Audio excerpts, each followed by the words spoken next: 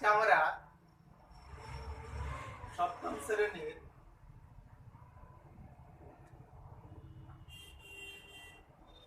স্বাভাবিক উদ্ভিদ আর তাদের সঙ্গে জলবায়ু আর স্বাভাবিক উদ্ভিদের সম্পর্কে আমরা আলোচনা করব। তো আফ্রিকার জলবায়ুকে প্রধানত 7টা ভাগে ভাগ করা হয়েছে এবং স্বাভাবিক উদ্ভিদগুলোকেও 7টা ভাগে ভাগ করা হয়েছে। তার মধ্যে একটা যেটা হচ্ছে নিরক্ষীয় জলবায়ু ও স্বাভাবিক উদ্ভিদ। তো নিরক্ষীয় জলবায়ু মাঝখান দিয়ে যে নিরক্ষরেখা গেছে, এই নিরক্ষরেখা এই যে জায়গা গিনি উপকূল বা গিনি অঞ্চল, কঙ্গো অববাহিকার উপকূল, ঘানা ইত্যাদি জায়গা বা অঞ্চলে মাদাগাস্কার পূর্ব দিকে, এই যে মাদাগাস্কার আছে, এই মাদাগাস্কার পূর্ব দিকে এই নিরক্ষীয় জলবায়ুটা দেখা যায়। তো নিরক্ষীয় জলবায়ুর বৈশিষ্ট্য হচ্ছে দুই ধরনের, একটা উষ্ণতা সংক্রান্ত বৈশিষ্ট্য আর একটা হচ্ছে বৃষ্টিপাত সংক্রান্ত বৈশিষ্ট্য। যেহেতু নিরক্ষীয় অঞ্চলে সারা বছর ধরে সূর্যরশ্মি লম্বভাবে পড়ে, ফলে এই অঞ্চলের তাপমাত্রা থাকে সারা বছর ধরে 30 ডিগ্রি সেলসিয়াস, গড়েটাকে ধরা হয় 27 ডিগ্রি সেলসিয়াস। অর্থাৎ নিরক্ষীয় জলবায়ু অঞ্চলের তাপমাত্রা থাকে গ্রীষ্মকালে প্রায় 30 ডিগ্রি সেলসিয়াস। তো এখানে একটাই ঋতু বিরাজ করে আর গড় তাপমাত্রা ধরা হয় 27 ডিগ্রি সেলসিয়াস। এটা হলো নিরক্ষীয় জলবায়ু অঞ্চলের। যেহেতু নিরক্ষীয় অঞ্চল থেকে এই অঞ্চলগুলোতে সাগর মহাসাগর আছে, ফলে জলীয় বাষ্পপূর্ণ আর্দ্র জলবায়ু, এখানে উষ্ণ আর্দ্র জলবায়ু নিরক্ষীয় জলবায়ু অঞ্চলের বৈশিষ্ট্য।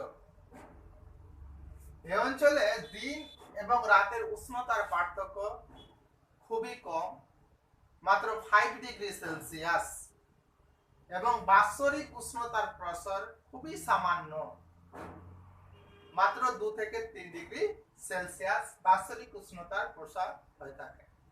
এখানে দিনের বেলা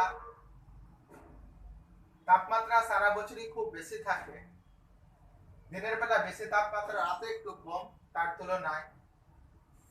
এই জন্য নিরক্ষীয় অঞ্চলে রাতকে বলা হয় শীতকাল। অর্থাৎ দিন আর রাতের মধ্যে নিরক্ষীয় অঞ্চলের তাপমাত্রা প্রায় 15 থেকে 20 ডিগ্রি সেলসিয়াস হারে কমে যায়।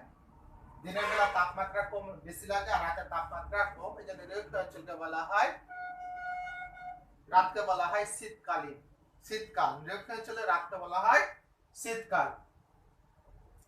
এবার বৃষ্টিপাত কি? যেহেতু নিরক্ষীয় অঞ্চলে এই জলভাগগুলো আছে, জলীয় বাষ্পগুলো আছে, সূর্যরশ্মি লম্বভাবে পড়ে, তো জলগুলো বাষ্পীভূত হয়ে উপরের দিকে উঠে যায়, আবার শীতল বায়ুর স্পর্শে আবার ঠান্ডা হয়ে নিচের দিকে নেমে যায়।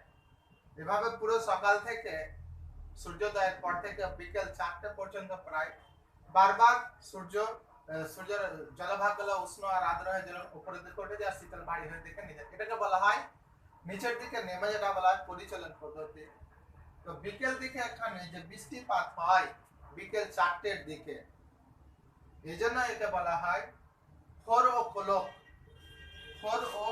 রেন, 4 o'clock রেন, বা বিকেল 4টের দিকে, বিকেল 4টের দিকের বৃষ্টিপাত। তাহলে নিরক্ষীয় অঞ্চলে আমরা মোটামুটি জেনে গেলাম এখানে জলবায়ু, উষ্ণতা কিরকম, আর এখানে একটাই ঋতু বিরাজ করে সারা বছর ধরে, সেটা হচ্ছে গ্রীষ্ম ঋতু।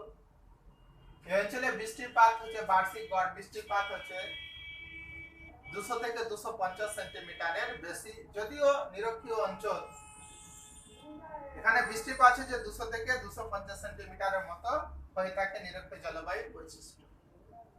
তাহলে এখানে উদ্ভিদগুলো কি জন্মায়? তাহলে এখানে স্বাভাবিক উদ্ভিদগুলো কি? সারা বছর ধরে অধিক উষ্ণতা, অধিক বৃষ্টিপাতের জন্য এখানে ঘন চিরসবুজ অরণ্যের সৃষ্টি হয়েছে। অর্থাৎ এই অঞ্চলে বৃক্ষগুলো ঘন ঘন পাশাপাশি জন্মায়, একই জায়গায় প্রায় 1 বর্গ কিলোমিটার মধ্যে প্রায় 200 প্রজাতির মতো গাছ দেখা যায়। গাছগুলো খুব শক্ত আর কঠিন হয়, সহজে কাটা যায় না। এই হলো উদ্ভিদের বৈশিষ্ট্য। গাছের পাতাগুলি যেহেতু বড় বড় হয়, ঘনভাবে থাকে, তো একটা পাতার সঙ্গে লেগে থাকে, একটা সামিয়ানার মতো সৃষ্টি হয়, যেটাকে বলা হয় ক্যানোপি বা চাদুয়া।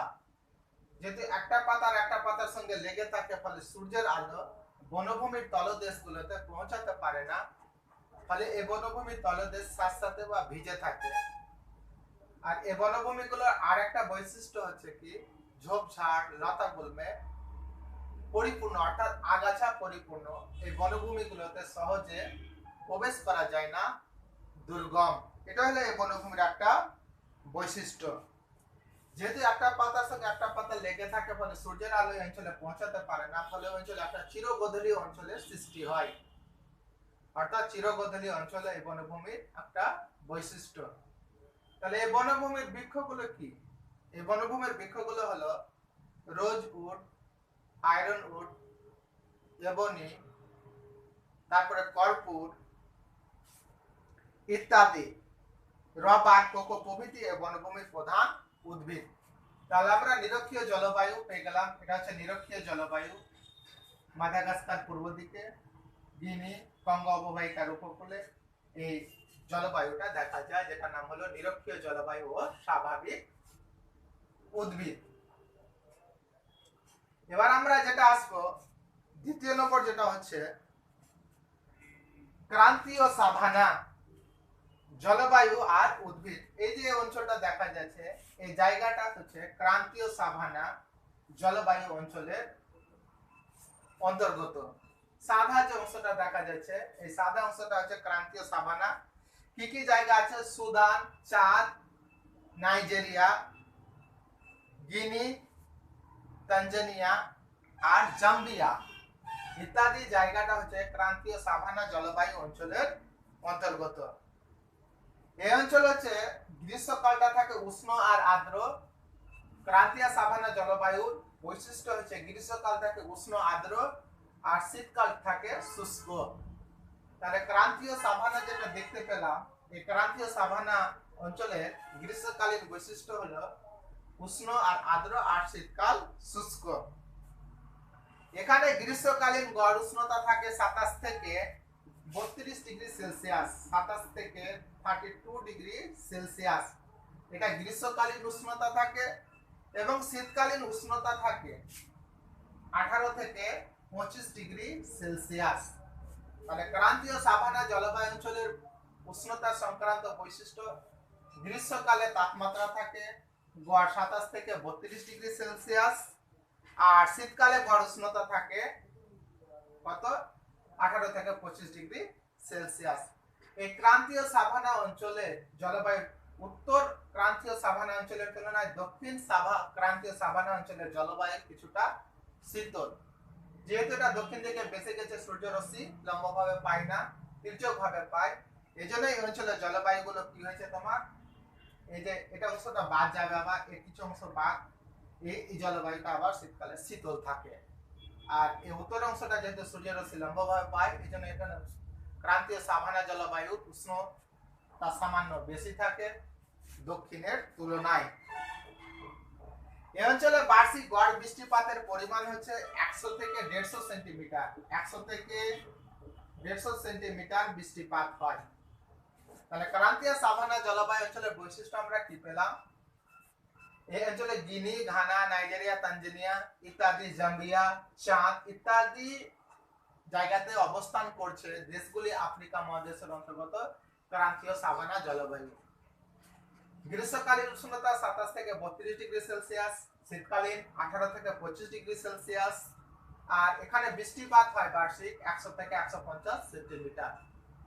তো ক্রান্তীয় সাভানার উত্তর অংশের তুলনায় দক্ষিণ অংশের উষ্ণতা সামান্য কম হয়, যেহেতু উত্তরটা কি হচ্ছে নিরক্ষরেখার প্রায় কাছাকাছি, এখানে উষ্ণ সাহারা মরুভূমি আছে, তার প্রভাবে এখানকার জলবায়ু কিছুটা উষ্ণ হয়।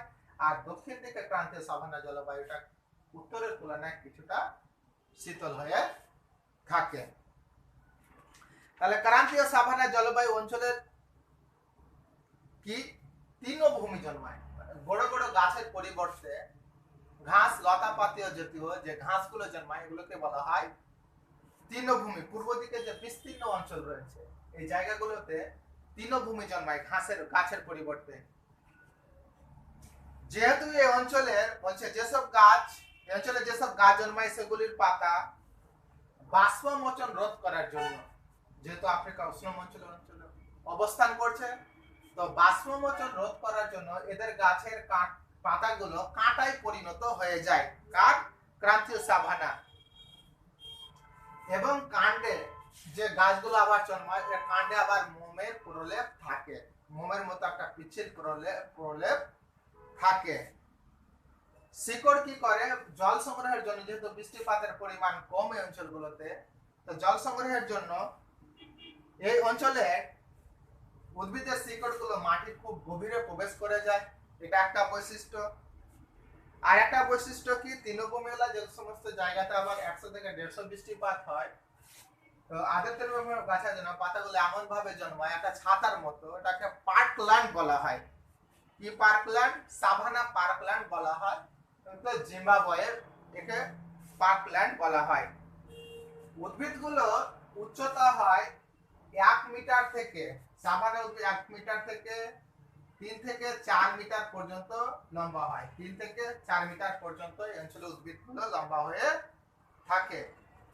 এদের মধ্যে কিছু কিছু ঘাস যে লম্বাগুলো 3 থেকে 4 মিটার হয় এদেরকে বলা হয় হাতি ঘাস। এছাড়া পাম, আকাশিয়া, বাওবাব বা বাবলা ইত্যাদি ধরনের উদ্ভিদ, আকাশিয়া, বাওবাব ইত্যাদি ধরনের উদ্ভিদ এই তৃণভূমি অঞ্চলে জন্মায় বা পাম উদ্ভিদ এখানে দেখা যায়। তাহলে আমরা দুটো জেনে গেলাম, ক্রান্তীয় সাভানা জলবায়ু আর উদ্ভিদ।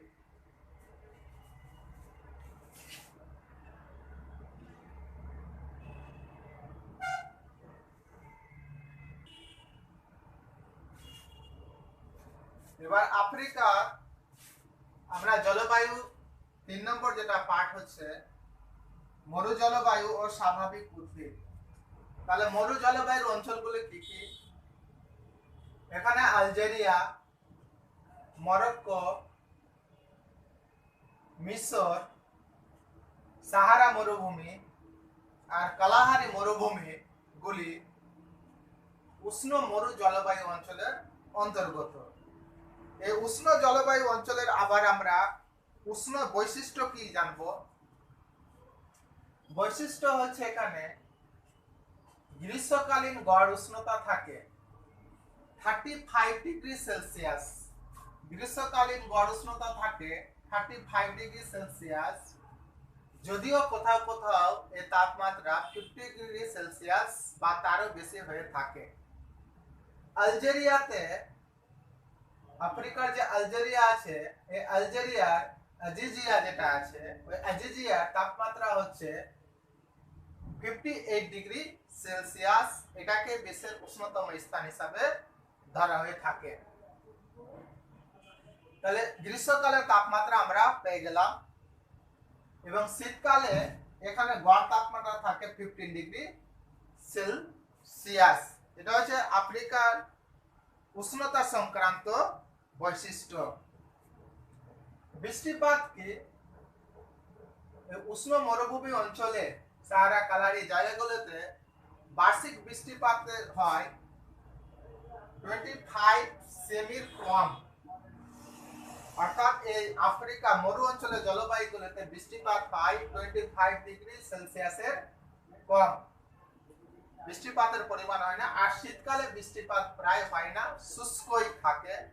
এবং কিছু কিছু জায়গাতে দেখা যায় আফ্রিকাগুলোতে 3-4 বছর ধরে কোনো বৃষ্টিপাতই হয় না, অর্থাৎ বছরের পর বছর বৃষ্টিপাতই হয় না। আফ্রিকার একটা সাহেল অঞ্চল আছে, সাহেল অঞ্চলে প্রায় 20 বছর ধরে বৃষ্টিপাত হয়েছিল না, এটা রেকর্ড রয়েছে। এবার আমরা জানবো যে আফ্রিকা মহাদেশের কি কি আবার দেখা যায় দিন রাতের তাপমাত্রার পার্থক্য উষ্ণ মরু জলবায়ু অঞ্চলে খুব পার্থক্য হয়ে থাকে। তাহলে উষ্ণ মরু অঞ্চলের পার্থক্য দিন রাতের তাপমাত্রা পার্থক্য হয়ে থাকে 20 থেকে 24 ডিগ্রি সেলসিয়াস। এটা হলো উষ্ণ মরু জলবায়ু অঞ্চলের তাপমাত্রা পার্থক্য। এবার এখানে বিভিন্ন স্থানীয় বায়ু যেমন হারমাটান, খামসিন, সাইমোম ইত্যাদি বায়ু আফ্রিকা অঞ্চলের জলবায়ুটাকে উষ্ণ করে তুলেছে। তাহলে আফ্রিকা মহাদেশের উষ্ণ জলবায়ু আমরা মরু জলবায়ু দেখে গেলাম। তাহলে এখানে স্বাভাবিক উদ্ভিদগুলো কি কি হয়? উষ্ণ মরু অঞ্চলে স্বাভাবিক উদ্ভিদের 1 নম্বর বৈশিষ্ট্য হচ্ছে এই অঞ্চলের উদ্ভিদে পাতা কম থাকে, ডালপালা বেশি থাকে। এটা উদ্ভিদগুলো হয় কাঁটা জাতীয়, অর্থাৎ কাঁটার পরিমাণ বেশি থাকে। যেহেতু বৃষ্টিপাতের পরিমাণ কম, ফলে শিকড়গুলো খুব দীর্ঘ হয়, জল সংগ্রহের জন্য মাটির গভীরে প্রবেশ করে। আর উষ্ণতার হাত থেকে বাঁচার জন্য এবার এরা কি করা হয়, আবার মোমের প্রলেপ দ্বারা কাণ্ডগুলো প্রলেপ, গাছগুলি মোমের প্রলেপ দ্বারা থাকে এবং গাছের গায়ে প্রচুর কাঁটা আর লোম থাকে ইত্যাদি থাকা হয়। এরা আবার বর্ষাকালে কিছু কিছু মরু উদ্ভিদ আছে বর্ষাকালে জলকে সঞ্চয় করে রাখে, আবার শুষ্ক ঋতুগুলোতে আস্তে আস্তে কিউপনের মতো ব্যবহার করে থাকে। তাহলে এই হচ্ছে স্বাভাবিক উদ্ভিদের উদাহরণ কি? উদাহরণ হচ্ছে বাবলা, কাঁটা গাছ, খেজুর, ক্যাকটাস, হনিমনসা আর তাল জাতীয় গাছ এই মরু স্বাভাবিক উদ্ভিদের উদাহরণ। তাহলে মরু জলবায়ু আর স্বাভাবিক উদ্ভিদের পেয়ে গেলাম। এবার আসছে মৌসুমী জলবায়ু ও স্বাভাবিক উদ্ভিদ। তো আফ্রিকা মহাদেশের আর একটা উল্লেখযোগ্য জলবায়ু হলো, একটা ভাগ হলো মৌসুমী জলবায়ু। এই যে অঞ্চলগুলো দেখা যাচ্ছে, এই অঞ্চলগুলোতে মৌসুমী জলবায়ু দেখা যায়। এই মৌসুমী জলবায়ুতে মাদাগাস্কার, মোজাম্বিক ইত্যাদি জায়গাগুলোতে মৌসুমী জলবায়ু লক্ষ্য করা যায়। কোন কোন জায়গায়? সোমালিয়া, মাদাগাস্কার ইত্যাদি দ্বীপগুলোতে মৌসুমী জলবায়ু লক্ষ্য করা যায়। তাহলে মৌসুমী জলবায়ুর বৈশিষ্ট্য কি? মৌসুমী জলবায়ুতে গ্রীষ্মকালীন তাপমাত্রা থাকে 30 ডিগ্রি সেলসিয়াস। গ্রীষ্মকালীন তাপমাত্রা থাকে মৌসুমী জলবায়ুতে 30 ডিগ্রি সেলসিয়াস। শীতকালীন তাপমাত্রা থাকে 25 ডিগ্রি সেলসিয়াস। এটা হলো মরু অঞ্চল। তাহলে এই জায়গাগুলোতে কি হয়, তোমার গ্রীষ্মকালে বৃষ্টিপাত হয়, শীতকালে বৃষ্টিপাত হয় না, প্রায় শুষ্ক। এটা হচ্ছে মৌসুমী জলবায়ুর আফ্রিকার মৌসুমী জলবায়ু অঞ্চলের বৈশিষ্ট্য।